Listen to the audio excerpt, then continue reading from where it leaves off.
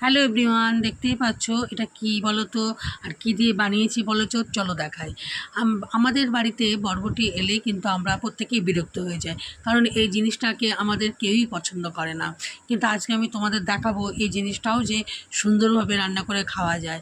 দেখতেই পাচ্ছ আমি কুচি করে কেটে নিয়েছি, সাথে কিছু কাঁচা লঙ্কাও কেটে নিয়েছি। আর এই বাটিতে নিয়ে নিয়েছি বেসনকে কিন্তু আগে থেকে মাখাইনি।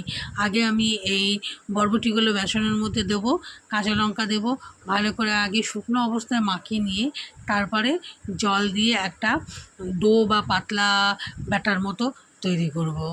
দেখতে পাচ্ছ কাঁচা লঙ্কাকেও ঠিক সেরকম মতো কেটে নিয়েছি। আর কাঁচা লঙ্কার পরিমাণটাও একটু বেশি নিয়েছি, যেহেতু এখানে বরবটির পরিমাণটাও বেশি আছে। আর ভালো করে এটা শুকনো অবস্থাতে মাখিয়ে নিচ্ছি। এবার আমি জল ব্যবহার করব, আর জলটা ঘরের রুম টেম্পারেচারে থাকা জল, সেই জল দিয়ে খুব ভালো করে একটা ব্যাটার তৈরি করে নেব। এই ধরনের একটা জিনিস যে কেউই পছন্দ করে না, কিন্তু এইরকমভাবে খেলে খুব টেস্টি হয়ে যায়। দেখতে পাচ্ছ লবণ দিয়ে দিলাম, আর সাথে দিয়ে দিলাম একটু হলুদ গুঁড়ো। আর যখনই কোনো সবুজ ধরনের সবজি ব্যবহার করবে তখন তার মধ্যে একটু হলুদ বেসনে দেবে। আর দিয়ে দিলাম আমি জিরে গুঁড়ো দিয়ে খুব ভালো করে এবার জল দিয়ে একটা মিডিয়াম টাইপের ব্যাটার তৈরি করে নেব। আর এই ধরনের সবজি কিন্তু আমাদের শরীরের জন্য খুবই প্রয়োজনীয়। এই ধরনের সবজিকে যদি একটু চটপটা করে রান্না করা যায় তাহলে দেখবে সেটা আমাদের শরীরের জন্য খুব উপকারী হবে।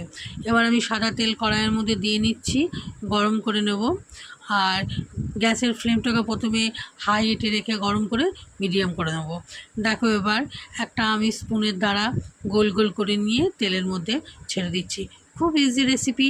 যখনই আমাদের তেলে ভাজা খেতে ইচ্ছা করবে, সেটা বিকেলেই হোক বা সকালেই হোক, তখনই আমরা টুক করে এই ধরনের বানিয়ে নিতে পারবো। খেতেও খুব মুচমুচে হবে, আর কালারগুলো খুব সুন্দর আসবে। দেখবে আমি যখন প্লেটে সার্ভ করবো তখন দেখতে পাবে কতটা সুন্দর হয়েছে। দেখতে যতটা সুন্দর হয় খেতে ততটাও সুন্দর হয়।